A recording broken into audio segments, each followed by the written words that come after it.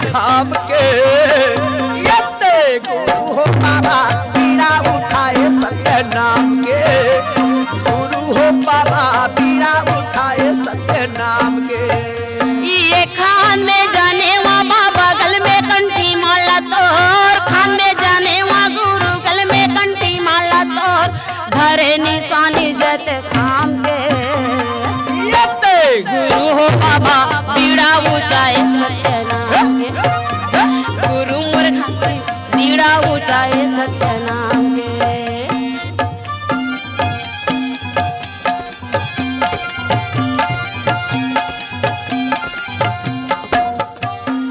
बोलिए प्रभु पूज्य बाबा घासीदास की जय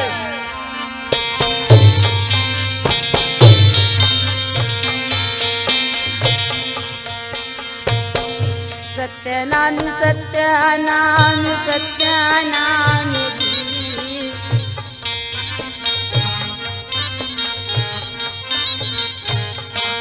ये जी सत्यनाम सत्यनाम सत्यनाम जय हो सबको के बोलो सत्यनाम ऐसा छोटे बड़े के बोलो सत्यनाम सबको मिल के बोलो सत्यानाम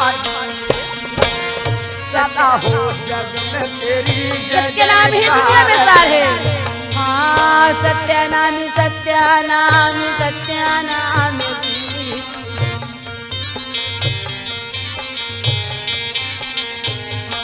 ये जी सत्यनाम सत्यनाम सत्यनाम जा सबको दिन के बोला सत्यनाम दिया सबको दिन के बोला सत्यनाम सदा हो जग में तेरी जय जयकार बाबा सदा हो जग में तेरी जय जयकार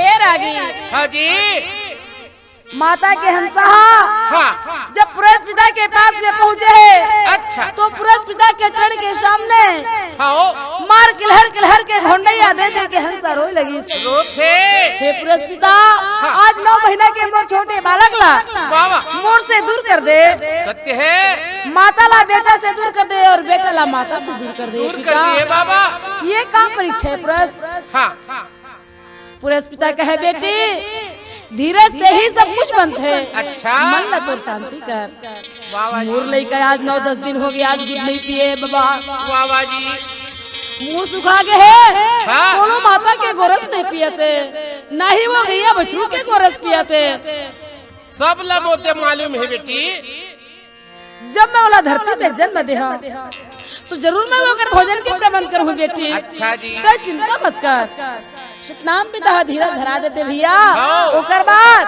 बाबा महंगदास ला सपना दे हवे बाबा जी और सपना के साथ फिर हाँ। पुरुष पिता रहा तो फिर कैसे चलत है कैसे गिरौ दया वो महंगूदा से घर में गैया संगे माया वैगा सदपुर बन के गिरौ दया महंगो पापा घर में गैया संगे मिया मैं हो सदगुरु बन के प्यारा गिरौ दया जी महंगूदा से घर में गैया संगे माया वैगा सदगुरु बन के चारा ओ दया बेटी महंगो पापा घर में गैया संगे मिया मैं हो सदगुरु बन के प्यारा संगे माया वैगा सदगुरु बन के चारा संगे माया गुरु बन के चारा संगे में आवे हो पिता और महिमा का बता संगे में आवे जी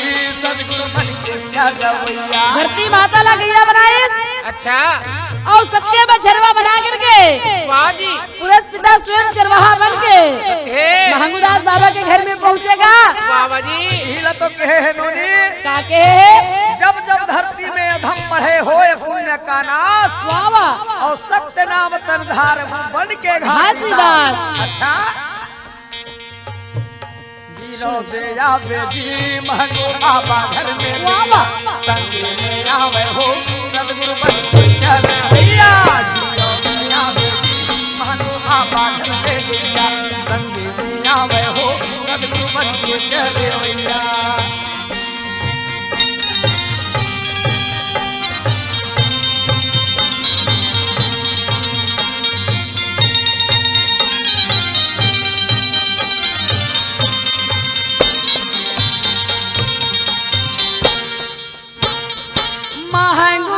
एक सपना उचारा सपना उचारा ओ महंगुदास एक सपना उचारा सपना उचारा ये महंगुदास एक सपना उचारा सपना उचारा महंगुदास एक सपना उचारा सपना उचारा गैया बछुरा खड़े रहे द्वारा खड़े रहे द्वारा ओ गैया बछरू खड़े रहे द्वारा खड़े रहे द्वारा खड़े रहे द्वारा खड़े रहे द्वारा खड़े रहे द्वारा खड़े रहे द्वारा भैया खड़े रहे द्वारा खड़े रहे द्वारा खड़े रहे द्वारा खड़े रहे द्वारा ये रही अच्छा महंगूदास बाबा के नींद नहीं पड़े हाँ जी बालक ला गोदी में धर के घर में घुमावत रहे भैया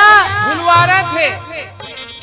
सोना और खाना हराम हो गई बाबा महंगूदास के सच बात नहीं है। पेट में भूख लगे ना आँखी में नींद नींद आवे। का करो बेटा हाँ हाँ। कर्म कमाई साथ में हाँ और माय लगे ना बाप में हाँ जी कर्म विधान है विश्व रचि राखा और जो जस करनी ओ फल चाखा ये कर्म गति के फल हम नहीं भोगो तो कौन भोगेगा अच्छा लेकिन सपना में ऐसा सपना है हम हाँ रहा तो निकल के देखते हो सही है का झूठा है सत्य है। जब महंगूदास निकलते हाँ तो जी। सच में अंगना में गैया बछड़ा लेके पुरस्कृत खड़े रहे थे खड़े हैं। उस समय महंगूदास का करे क्या करे दोनों हाथी जोड़ा या सतुति करे को महंगूदास घर में गैया संगे माया वैया बाम मन के चारा गया बेटी बाबा घर में बेटा संग में आवे हो सब दोनों हाथ जोड़ के प्रस्तुता की अर्जी विनती करे हे सदगुरु हे प्रस्तुता अतः करे मोर से पूछा लेवा था ऐसे मोर से गलती का हो गए अच्छा कहाँ के गैया आए कहाँ के बछरुआ कहाँ के बछरुआ ओ कहाँ कर गैया लाए कहाँ के बछरुआ कहाँ के बछरुआ ये कहाँ के गैया लायो कहाँ के बछरुआ कहाँ के बछरुआ कहाँ कर गैया लाए कहाँ के बछरुआ कहाँ के बछरुआ कहाँ के बछरुआ कहाँ के बछरुआ कहाँ के बछरुआ कहाँ के बछरुआ कहाँ के बछरुआ कहाँ के बछरुआ कहाँ के बछरुआ हे साहेब हाँ मोरंगना में 12 बजे रात के आके खड़े हो अच्छा जी कहाँ के गैया कहाँ के बछरुआ है हाँ हाँ हाँ। कहाँ से बन के आए चारा भैया गा महंगू बाबा घर में गैया सतपुर आवेगा महंगू बाबा घर में गया बेटी महंगू बाबा घर में गैया संग में आवे हो सब मन के गैया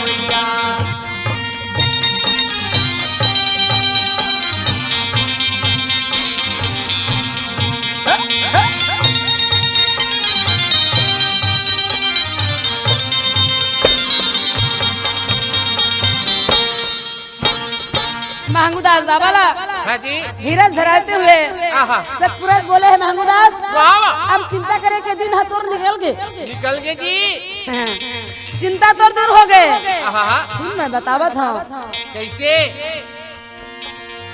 गौलोक लगैया लागे सती के बछरुआ सती के बछरुआ गौलोक लगैया लायो सत्य के बछरुआ सत्य के बछरुआ ये गौलोक लगैया लागे सती के बछरुआ सती के बछरुआ ओ गौलोक लगैया लायो सत्य के बछरुआ सत्य के बछरुआ बेटा सती के बछरुआ सती के बछरुआ सत्य के बछरुआ सत्य के बछरुआ ये सत्य के बछरुआ सत्य के बछरुआ सत्य के बछरुआ सत्य के बछरुआ ये महंगदास हाँ बाबा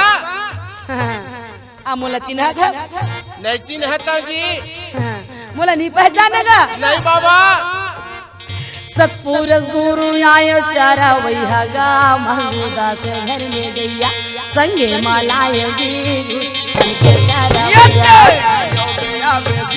मैं संग में स्वयं सतपुरुष तोर बेटा के भोजन के प्रबंध करे हैं महंगूदास। अब सोच मत महंगूदास, अब तो सोचे के दिल रहम दे महंगूदास। सत्य है। सतनाम पिता रहे तो वाह। महंगूदास न कहे हाँ। गौ लोग से गैया लाए सत्य बछरवा मैं सतनाम पुरुष बाबा चरवाहा बन के यहाँ चरवैया बन गया हूँ महंगूदास। हाँ जी। ये गैया बचल तोर जगह सौंपे बना हूँ। कैसे? अब एक नियम हाँ। हाँ। गैया के गला में रस्सी मत लगावे बेटा। अच्छा जी। ये गैया ला बांध के तो घर के अंदर मत रखबे। ओहो, कहूँ आ कहूँ जा ये कर बर्तन चिंता मत करबे। सत्य है।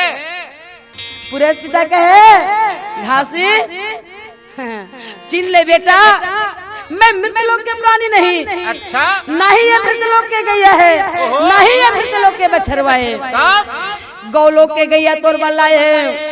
मैं सब पूरा याद देखता तो चरवाहा बन के आए हम बेटा। गैया पहुँचा बा घास रहा तो धीर लगा के नैन धीर लगा के भैया आँखी खोल के 2 बूंद 4 बूंद 6 बूंद पीस 7 बूंद पीस का बात के मुंह तो सुखा गे रहा हाँ है जी। तारा सुखा गे रहा है। आज देखो 7 बूंद गोरस पिला करके बाबा महंगूदास के गोदी में दे दी अच्छा। और सारा नियम ला बता दी। वाह वाह। ऐसे प्रकार के गुरस निकाल में महंगूदास हाँ। और तोर बेटा घासी ला पिलावे और बड़ा प्रेम के साथ में तोर लइका लाते बड़े कर ले वाह महंगूदास। वाह जी। तोर बेटा सच में नाम जगह ही और तोर बेटा हर दुनिया में नाम जगह ही के आशीर्वाद दे के चले जावा था भाई।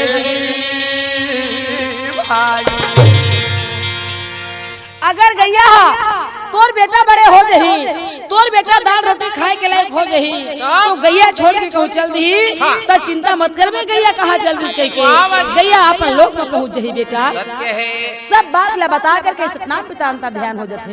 हाँ। अब यति बाबा महंगूदास हाँ जी। 4 पहर रात ले बिताई भैया खुद बहन जी आज देखो गैया गैया के पास में जाते और उसी नियम से गैया से गोरस निकाल के अच्छा। बालक ला कैसे पिलावा था वे भैया बालक ला गोरस पिलावा था वे हाँ बालक ला गोरस पिलावा था वे बाबा बालक ला गोरा पिलावा था रे बाबा।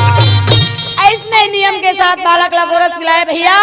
इसी प्रकार 8 दिन के 15 दिन के 30 दिन के महीना बीत गएगा।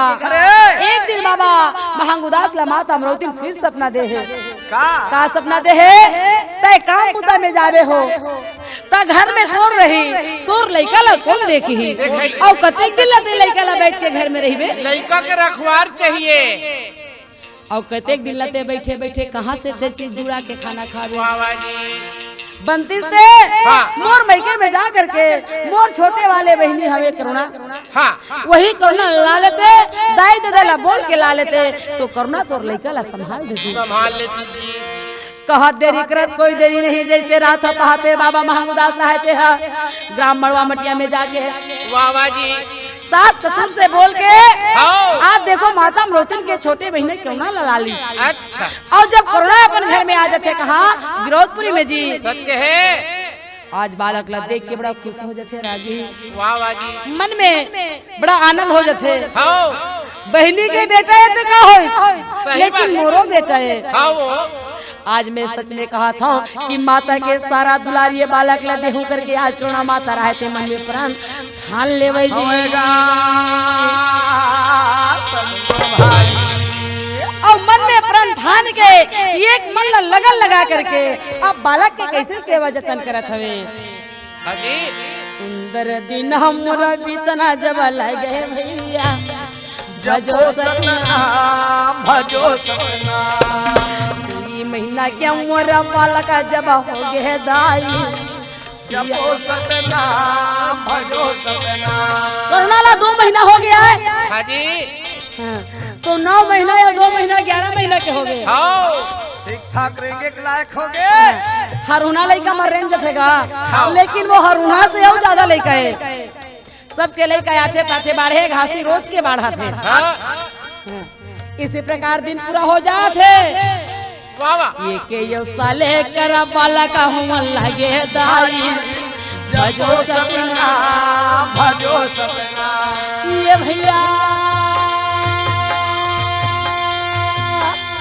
2 साल के हमरा बाला कई उम्र दी दो भजो सपना वाह जी वाह ये सुखा सिरा पाला जमाला जपो सपना भजो सपना ये सपना सत गुण गाओ मन लागे भाई जपो सपना भजो सपना बालक की उम्र बढ़े लगी। हाँ। 2 साल के हो गए। ठुमुक ठुमुक रनमर खेले के लायक हो गए। हो गए हाँ। अब वो लड़का घर भीतर नहीं रहा है। हाँ वो तो हमेशा गली के ओर भागते। आगे जब गली के ओर बार बार जाते ना हाँ। तो माता करना एक दिन सोचते कहाँ सोचे मैं काम मुता में मिल रहा था। हाँ अब ये लड़का घेरी मेरी बाहर में चल देते। निकल जाते मोला पता कैसे चली अरे कोई कि चीज मोर हाँ। लड़का अंगना में खेला थे कि घर में खेला थे कि भीतरी में खेला थे कि घर के बाहर खेला थे। हाँ जी ये विचार लगा करके बड़ा समझदार लड़का आएगा कर्नाटक को है।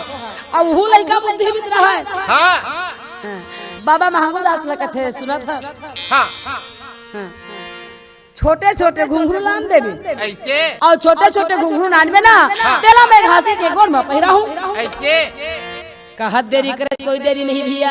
वाह वाह जी छोटे छोटे घुंघरू महंगूदास बाबा लाइस हाँ तेला करना गुद के वो बालक के पाँव में पहनाइस। महीना दी वो घुंघरू के मायने समझा था रागी नहीं मालूम अगर घुंघरू गोर में बंधा है तब लड़का घर में घूम घूम के अंगना में खेला थे खेला थे माता ला संकेत है कि मोर लड़का घर से बाहर नहीं गए। नहीं गए। मोर लड़का घर के कोनो कोना में खेला थे। खेला थे। काबर की घुंघरू की आवाज माता के कान में आवत है हाँ जी और जैसे घुंघरू की आवाज आना बंद हो गए वाह वाह जी माता ला पता चल जाते कि मोर लड़का घर से बाहर हो गया। आज घुंघरू की आवाज कैसे नहीं करके आवत पता है। चल या जाता एक जगह बैठे हो ही लकर धकर बुता छोड़ देते और वो लड़का ला खोजे पर निकल जाते। वाह वाह ये प्रमाण है घुंघरू के। आओ दूसरा बात क्या बात है जंगल झाड़ी के तीर गिरौदपुरी गाँव होगा। वही बात है ताई आनी बानी के कई प्रकार के जीव जंतु है।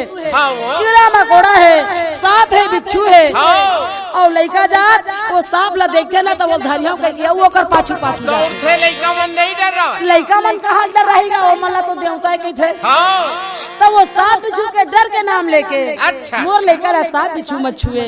हाँ। मोर लड़का ला कीड़ा मकोड़ा मत छुए। या। मोर लड़का कोई प्रकार के विघ्न विनाशक में झन पड़े। हाँ जी सदा अजर अमर रहे हाँ सदा सुरक्षित रहे। अच्छा। ऐसे माता विचार लगा करके घुंघरू पहनाए रहा पहना है है। तो सही बात है भैया। हाँ। जब लड़का सांप के बिच्छी के तीर में जाते ना हाँ। तब घुंघरू के आवाज लपा के वो सांप बिच्छी मन झझक के भाग जाते। भाग गए थे वो लड़का नहीं धर सके तब वो लड़का कैसे अच्छा नहीं रही। हाँ जी इसी प्रकार दिन बीते लगी। अच्छा जैसे जैसे रात और दिन बीते वाह वाह जी आज वैसे वैसे घासीदास की उम्र बढ़े लगा था। मैं कहाँ तक के बात ला बताओ रागी। अच्छा जी या देखो 2 साल के 3 साल 3 साल के 4 साल 5 साल की उम्र हो गए भैया। वाह वाह हाँ। जब 5 साल की उम्र हो जाते हाँ। माता पिता बड़ा खुश हो जाते। हाँ वो छूम तो छना नागा अब तो हीरा ना चना तेरा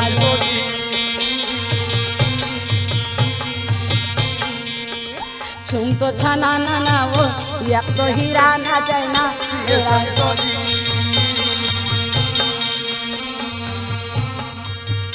बाबा महंगूदास हाँ जी काम में जाए बर वाह वाह जल्दी जल्दी खाना खाते रहे थे। हाँ हाँ।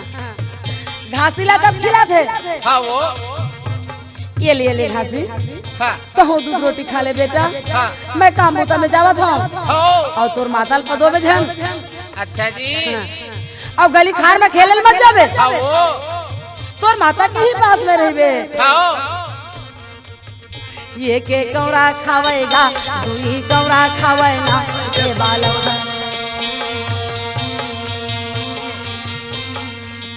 हंसी हंसी महंगी भोजन खिलावेगा राजा जी।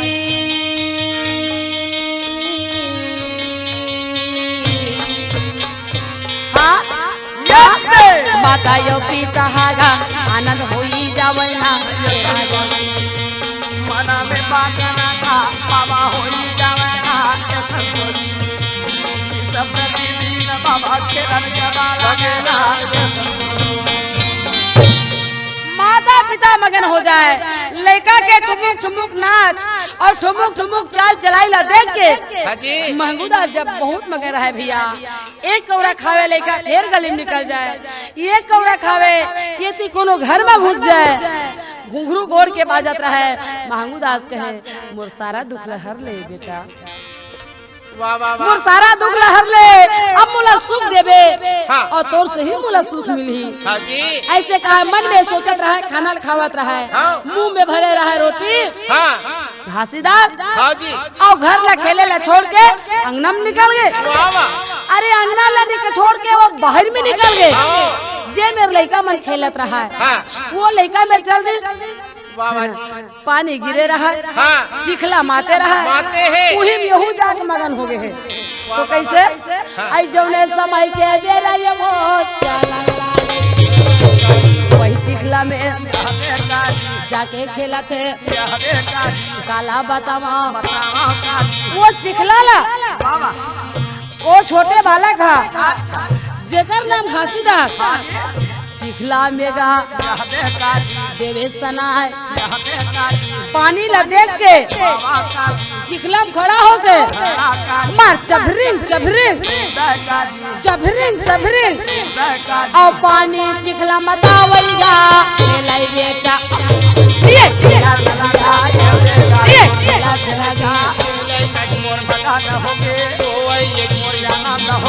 मन मन महकू बाबा का भैया करना देख तो वो लड़का कदी बाहर निकल के तेला पानी गिरा था हाँ दौड़त दौड़त महंगू निकल गए खोजा थे बेटा ला ये घासीदार ये बाबू नजर लमा के ये देखा के भैया लड़का मन संग में चिखलम खेला थे दौड़त महंगू गोदी में उठावा थे गला के पंछा में मुंह ला पोछा थे हाथ गोड़ ला पोछा थे चिखला हो गए बेटा पानी में खेला था ठंडा नहीं लागेगा बेटा के माया अड़बड़े रागी और बाबा महंगू सोचेगा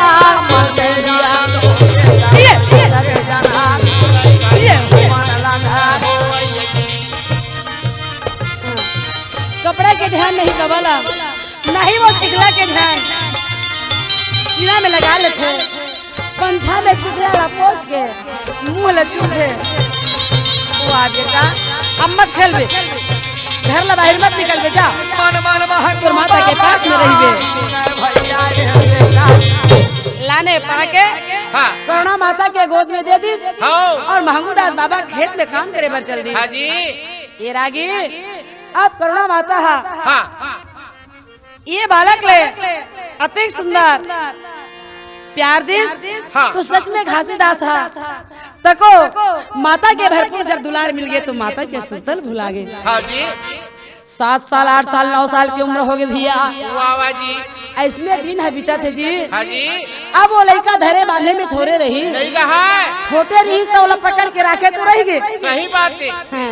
अब बस्ती वाले लड़का मन के साथ में अपने जेवरिया के साथ में खेलने लगी अच्छा जी तो सब लड़का के बीच में घासी हाँ हाँ तो लड़का मन लगा के खिलावत है हाँ, का खिलावे। ज्ञान बतावत है हो ए संगवारी हो काहे जी मोर सन कहूँ खेलू ना हाँ जी और मोर सन कहूँ रहू ना हाँ तो मैं तुम्हारा अच्छा बात बताऊँ बताना भैया मानबे जरूर मानबो जी हाँ। मगन हो जाते लड़का मन हाँ। तय कहबे हाँ। ओ हम नहीं मानन ऐसे कभी हो है बोल बोल घासी जरूर हम तोर बात ला मानबो तोरे नियम में चलबो हाँ जी देखो हाँ अरे अक्का दिला कुछ भी खेले अच्छा अब ना हाँ घर से आहू हाँ तो अपन माता पिता के प्रणाम करके आहू। अच्छा जी। और खेल खेले के बाद घर जाऊँ हाँ। तब वो अपन माता पिता के प्रणाम करूँ। अच्छा।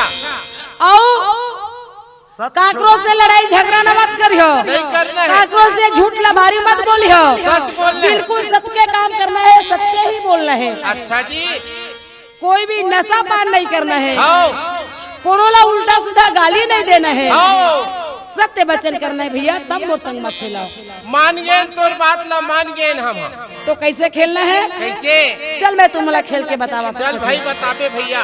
घासी खेला न लागे लइका के संग, बाबा खेला न लागे लइका के बाबा खेला न लागे लइका के संग, गुरु खेला न लागे लइका के संग। बाबा खेला मचाए लइका के संग, घासी खेला मचाए लइका के संग, बाबा खेला न लागे लइका के संग, गुरु खेला न लागे लइका के संग। ये लइका के संग में बाबा, लइका के संग में गुरु, लइका के संग ओ लइका के संग बाबा, संगी जमुरिया के संग में घासी, लइका के संग। ये जी लइका के संग में बाबा, लइका के संग में गुरु, लइका के संग। ओ लइका के संग क्या सुना के खेल खेले? लइका के संग गुरुजी, लइका के संग। ये दे खेला न लागे लइका के संग, बाबा खेला मचाए लइका के बाबा खेला न लागे लइका के संग, बाबा गुरु खेला न लागे लइका के संग।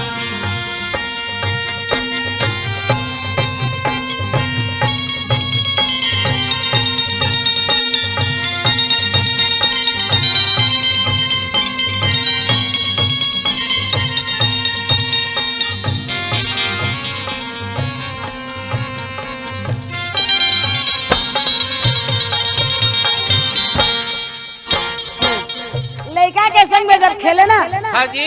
तो लइका मन का गाना गावे जानत हस? का गावत है? सब लइका मिला गावत है ददरिया, गावत है ददरिया। ओ सब लइका मिला गावत है ददरिया, गावत है ददरिया। ये सब लइका मिला गावत है ददरिया, गावत है ददरिया। ये सब लइका मिला गावत है ददरिया, गावत है ददरिया। ये गावत है ददरिया हो, गावत है ददरिया, गावत गावत है ददरिया, वाह वाह वाह। ददरिया। ये गावत है ददरिया जी, गावत है ददरिया। ए गावत है ददरिया, गावत है ददरिया। घासी सुन के कथे या। ऐसने तुम ला सीखो हो जी। अरे हम ला इतने आथे तब गावत हन जी। अरे भैया हो, हाँ। ये ददरिया गाना है, ये मेरे गायब नो है। नो है। अरे येला तो माई लोगी मन अपने अपन रहते, निंदाई कोड़ाई करत रहते, ऐसे ओके बेर खेत खरियार में गाय जाते नहीं जानन बाबा। या नहीं? हाँ। तो बेटा जात मन हाँ। 4 बजे रात के खातू पाले बर जाते, हाँ। ओका बेरा कहले तू के लम गाथे। हाँ जी। और तुमन बीच बस्ती में ददरिया गावत था, हाँ। दाई दीदी मनावत है, जावत है। हाँ। और सुरही तुम ला का कही तो भानी देवे जी। तो हम ला यही तिहिलत गाबो जी। हाँ। मैं बतावत होते गाना गा। ले बता बाबा, तू ही बता। तो घासीदास बड़ा सुंदर गाना बनाई। अच्छा। कौन से गाना? कैसे? 4 वेद 6 शास्त्र, ओहो। 9 व्याकरण, हाँ। 18 प्रण, वो वेद ला खोल के देखे और वेद से सार सार शब्द ला चुनिस हाँ। और सार शब्द बनाई। सत्य है। मंगल गीत वाजी। गाने वाला मगन और सुनने वाले मगन, और देखने वाला भी मगन। वहू मगन। जय हो। कैसे मंगल गान में मगन आवत है नहीं आवत है? आवत है। आवत है ना? हाँ। सब लाइका मंगल में घूम जावे, घासी के संग बाबा खेला मचाए, बाबा खेला बाबा खेला न लागे लइका के संग। वाह जी वाह।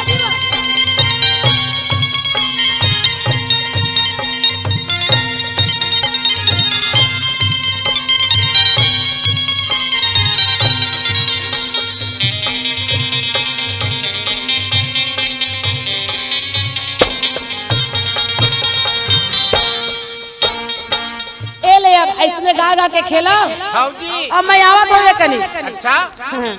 घासी जान दिस ना हाँ ता लइका मन हा हाँ। फिर का गाना गाथे का गाना गाथे हो?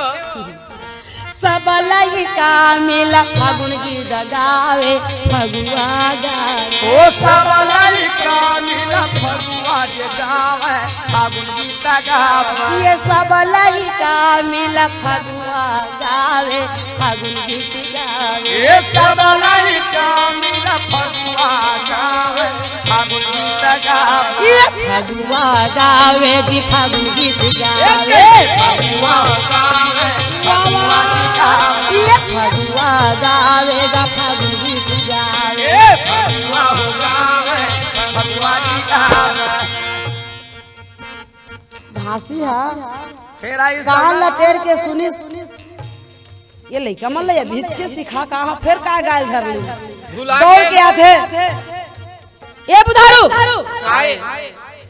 समारू का हो गए ए चल तू का ये जी अरे तुमन ठोक ठोक बड़े हो ते मन तो सुधार कर ले ये मन बेचारा मन तो भला छोटे छोटे हवे अरे ये मन लग केहन तब हो नहीं मानी जीत है अपन मन के गावत है। लइका मन के मन में वो रहेगा हाँ जब तक गलत नहीं गाबो हाँ। तब तक हमला आगे ज्ञान नहीं बताही नहीं बतावा है। हमला ओकर से ज्ञान लेना है ऐसे हमला ओकर से नियम सीखना है जान काबर के हमला सत्य रास्ता में जाना है हाँ ऐसे कह के हाँ घासी बतावे कुछ हाँ। और ये मन गावे कुछ जानबूझ के गलती करेगा। तो घासी कथे वो सन्नी गाय भैया हाँ जी। अरे फागुन गीतला तो फागुन के महीना में गाए जाते गाथे भैया हो। होली 8 दिन बचे रहती तो इसलिए गाते हाँ जी। अलग अलग मौसम में अलग अलग गीत है जी अरे गलत मत गाओ भैया ला छोड़ देबो अच्छा घासी चलो गोल के खड़ा होवो हाँ और मैं तुम्हारा पंथी नाचे पर सिखावत हम अच्छा जी। तो पंथी गीत गाए लगी हाँ सब लइका ला बाबा पंथी सिखावे घासी के संग गुरु खेला न लागे लइका बाबा बाबा खेला बचावे लइका के संग। घासीदास गुरु ज्ञान लखावे लेखा के वाह जी वाह ज्ञान लागे जय हो बाबा गुरु ज्ञान लागे लेखा के बाबा लेखा के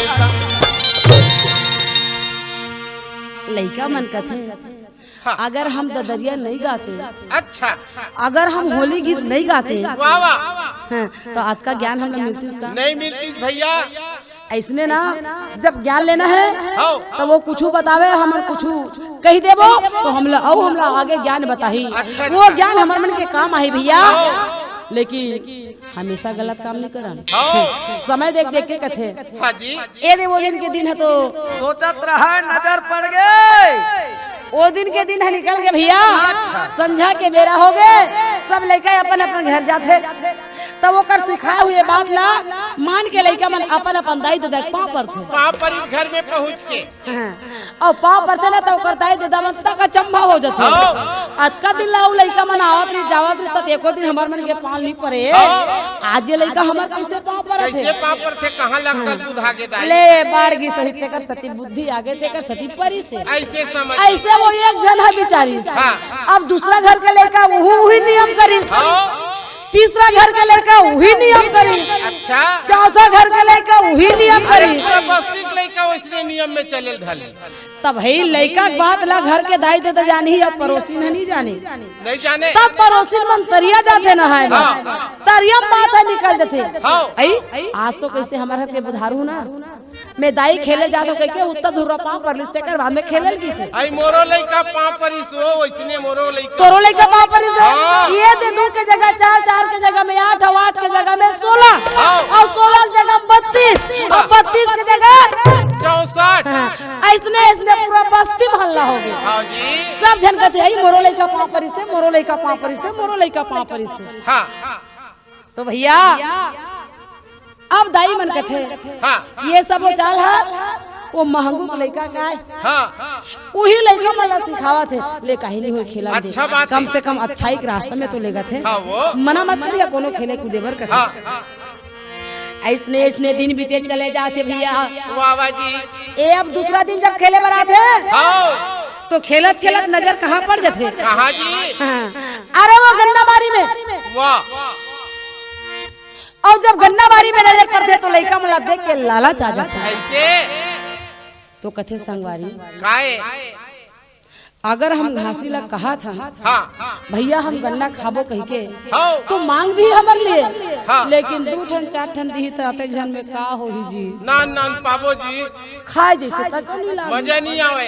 हाँ, तब कैसे करबो?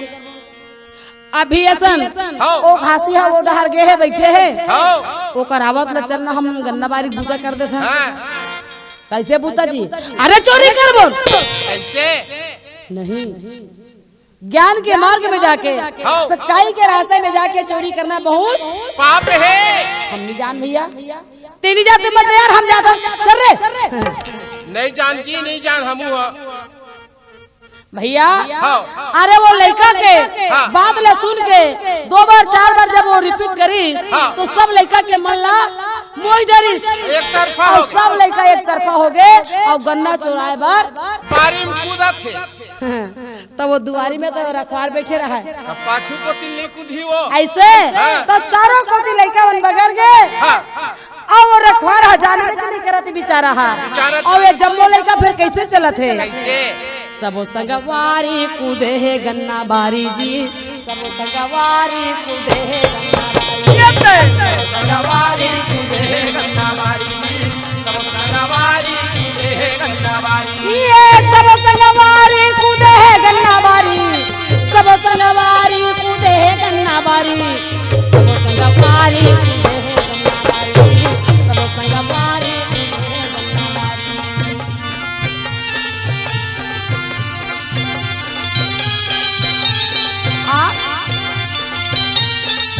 गन्ना बारी में कूद गए और का करत है अंदर में?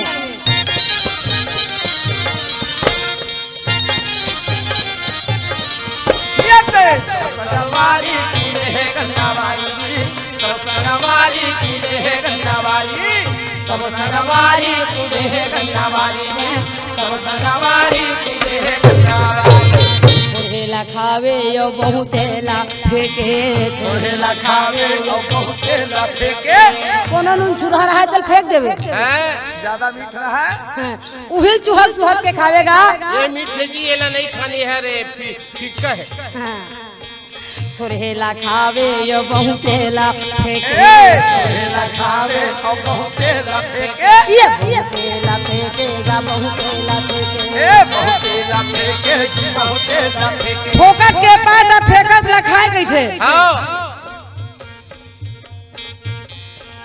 बारी के कारण से उजारी, बारी के कारण से उजारी, बारी के कारण से उजारी। बारी जी, सब संगवारी कूदे है गन्ना बारी, सब संगवारी कूदे है गन्ना बारी, सब संगवारी कूदे है गन्ना बारी जी, सब संगवारी कूदे है गन्ना बारी, सब संगवारी कूदे है गन्ना बारी, सब संगवारी कूदे है गन्ना बारी।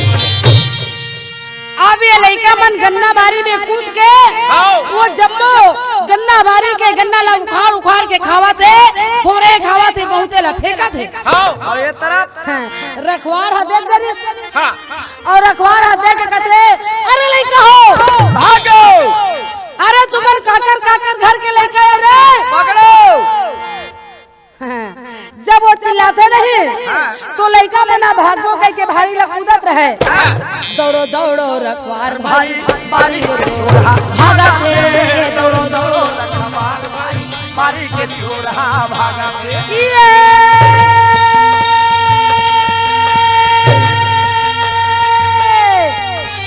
बारी के चोरहा भागत, बारी के चोरहा भागत, दौड़ो दौड़ो रखवार भाई, बारी के छोरा भागत, दौड़ो दौड़ो रखवार भाई, बारी के छोरा भागा थे। दौड़ो दौड़ो रखवार भाई, बारी के छोरा भागा थे। अरे पकड़ो तो होते एक बार बाहरी ला होती ऊंच नहीं तयती नीचे नहर कूदे। अब ये नीचे है तो ऊपर में कैसे चढ़बे? घूम घूम के रही का बारी ला निकल नहीं सके। धन भरानी गेगा तो रखवार कहते अब कैसे? अब कैसे बता भला। मर्जे हो तो माने नहीं आ। ले खाडर खाडर अब जावन। हाँ हाँ हम नहीं जावन, नहीं जावन। औ खाहू हाँ मैं जा तो मालिक ला बलाक लानी हूँ। जा जा लेना चोरी भी करना और सीना जोरी भी करना। बोला नी डरावान नी डरान दू पैसा नौकर लग थोड़े डराबो। ले बेचारा नौकर कथे सही है लइका मन मोला नहीं घे पाते दादा। मैं जाता हूँ गोटियल बलाक लान देता हूँ अपन बारी बकरी वही संभाली। ये लइका मन तो मोर बात नहीं मानते। तुम अल्लाह समझाए लइका मोरे बात नहीं मानेगी। का के अरे दौड़ा जाते और मरार गोपाल पकड़ के ले लानते। आप कैसे आप कहा जाहू?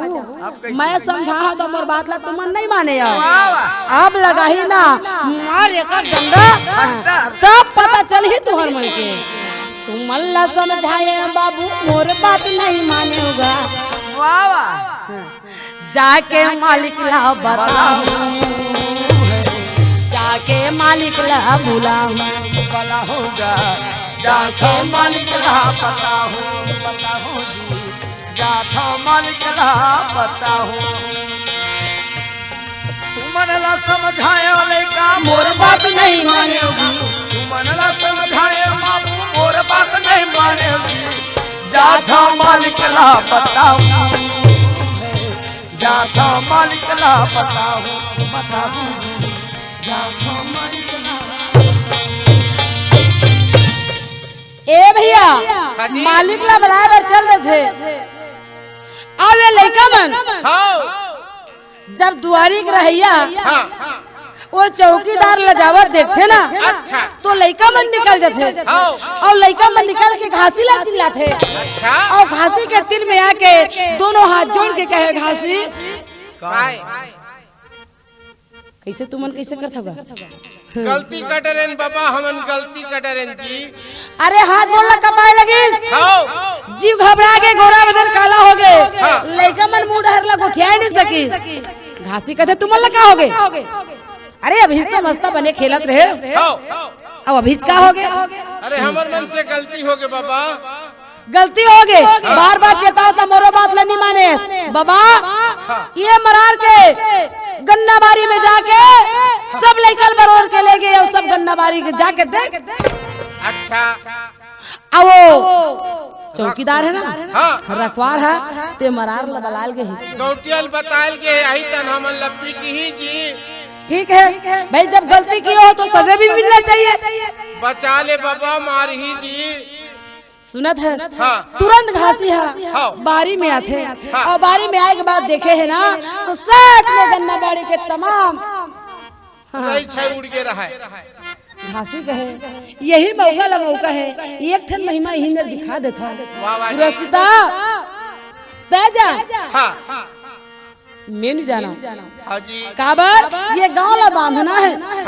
ये गांव ला मोला जितना है ये गांव से मोला विजय पाना है तो गांव के गौटिया ला पहली बांधो। सही बात है। और ये बारी है गौटिया के अगर ये गौटिया बंधा जाये मोर बस में हो जाये तो मोला बस्ती बांधे में कोई देरी नहीं लगे। तो फिर क्या करे? सतनाम बाबा के सुमरन करके जी वाह जी सुंदरी अमृत पानी बनाए हमें वाह और सुंदर अमृत पानी बना करके वो बारी में छीते हैं। जब बारी में अमृत पानी छीट जाते थे क्या होते तो भैया वो गन्ना के पेड़ मुरझा रहे थे। अच्छा अला रहे थे पेड़ टूटे रहे थे वहाँ हरा भरा हो लगी जैसे तैसे हो गए का। अरे जे मेरे एक क्षण कंसा निकले रही सही ते मेरे दो कंसा निकल गए। जे मेरे दो कंसा निकले रही सही ते मेरे चार कंसा निकल गए। इसी प्रकार के वो गन्ना बारी है जिसके जस मार हरा भरा दिखे लगी और गन्ना के वृक्ष के मारे मार कटकी कटकी कटकी कटकी वृक्ष करे लगे। जब तक रखवार है घर के मालिक क्या ले लानी। हाँ दाई हाँ, ए दे ओ लइका मनोती भागी सही मैं होती गे होता। देख ले महाराज, देख तो भीतरी में हम आके तो देख। बाबा जी देखा ना मरार गोपाल है, बाड़ी में घुस के देखेगा चारों कोतिला तो कुछ नहीं दिखे, एक ठन पत्ता नहीं हिले रहा है। वो तो हड़बड़ा के बेचारा है। हाँ औ कते कज्जी तेरे आँखी में देख धस ते कामा देख धस। अरे आँखी में देखे अरे कोनो मेरे के एको सन पेड़ है नहीं उखड़े कैसे हो गए रे। और ते कथा कि तमाम गन्ना बाड़ी उजाड़ बेकार हो गए, उजाड़ हो गए कहा दस। हाँ देखना चाहिए बस बस ताए दुआरी में रखवारी नहीं करत भैया, उंघावत बैठे रहे हो और उंघावत ये सब ना होंगे। सब नहीं हो गए। मैं सही चला कहा था जी। वो बेचारा साहू सोचते कैसे हो गए हाँ मोर आँखी के सामने लइका मन खुदिन है हाँ और टोर के खाई से और वो लइका मन में चेताए तक हाँ और मोर आवत ला कैसे हो गए। का अचंभा हो गए भाई। वो बेचारा एक टक लगा के देखा है हाँ ना हाला ना डोला ना वो आँखी के मिल्की नहीं मारा है। ये होइच कैसे, ये होइच कैसे, अनहोनी कैसे हो गए। सुना था भैया ओला मरार जान डर थे। हाँ जी मरार के थे ले भेगे चुप हाँ। सपनावत रहे अब रखवारी कर अब कोनो नहीं आवे। अच्छा जी यदि मैं जात हूँ आओ अभी ये नान चुन लइका है, बाबा जी अभी घासी के उम्र है 8 साल 9 साल के है। अभी से कहूँ एकर महानतला में चालू कर दूँ, अभी से मैं एकर बड़ाई करना चालू कर दूँ हाँ तो बस्ती बहुत बेकार है। सत्य है। बस्ती के लोग नहीं समझे हाँ। महू बने एकर परीक्षा ला ले लेता हूँ और मैं एकर बारे में ज्यादा जान लेता हूँ एकर बाद ही मैं हल्ला कर लूँ। ऐसे विचार लगा करके आए मरार गोपाल रहा ते मन के बात ला मन में राख ले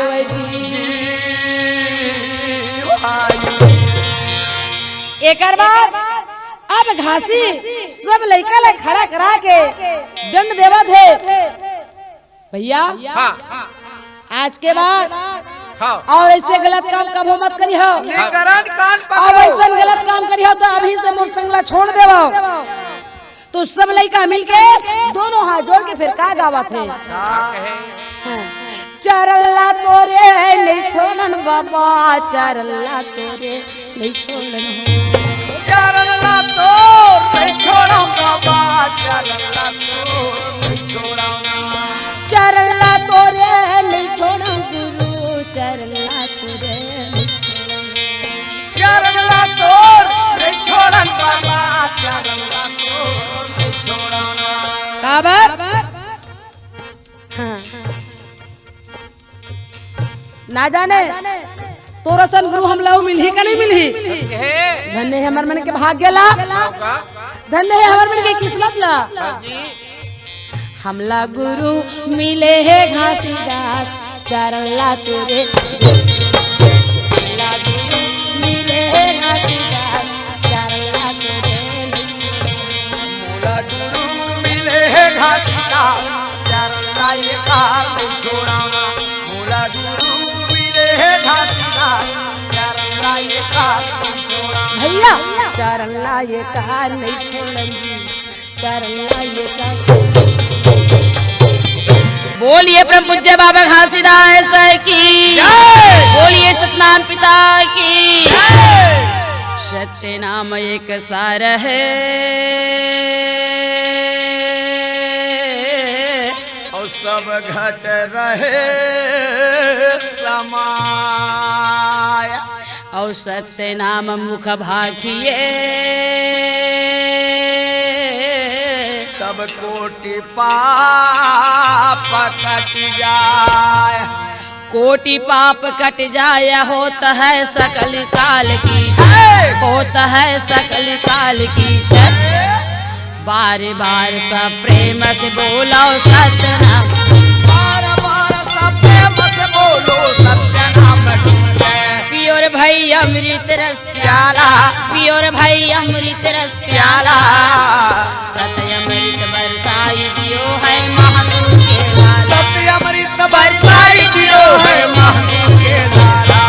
बोलिए परम पूज्य बाबा घासीदास की जय। बाबा खोल देवे मंदिर के दुआरी गुरुजी खोल देवे हृदय के किवाड़ी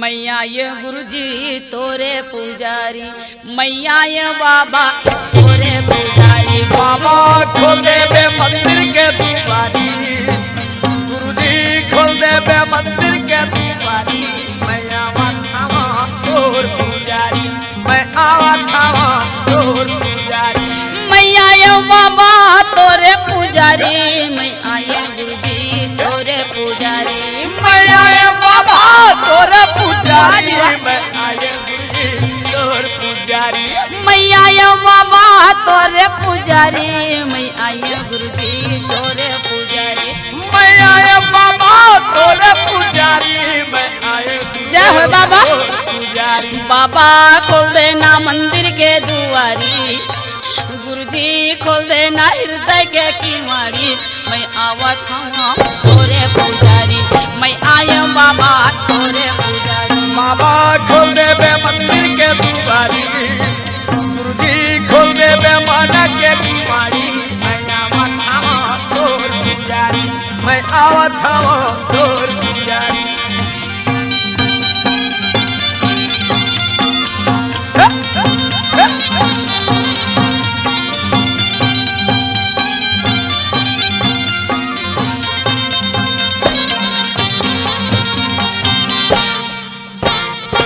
सोने के थाली में आरती सजाए हाँ आरती सजाए ये हाँ सोने का थाली में जय हो बाबा।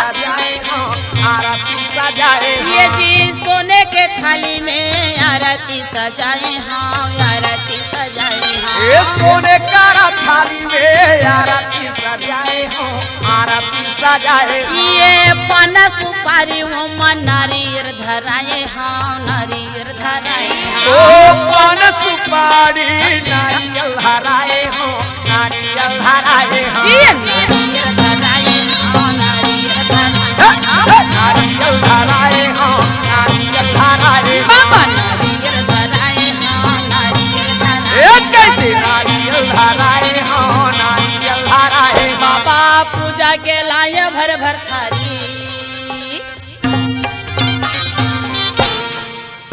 बाबा पूजा के लाए भर भर थारी मैं आवत हूँ तोरे दुआरी मैया ये गुरुजी तोरे ये दुआरी बाबा खोल देवे मंदिर के दुआरी गुरुजी खोल देवे मंदिर के दुआरी मैं आवत हूँ तोर पुजारी मैं आवत हूँ तोर पुजारी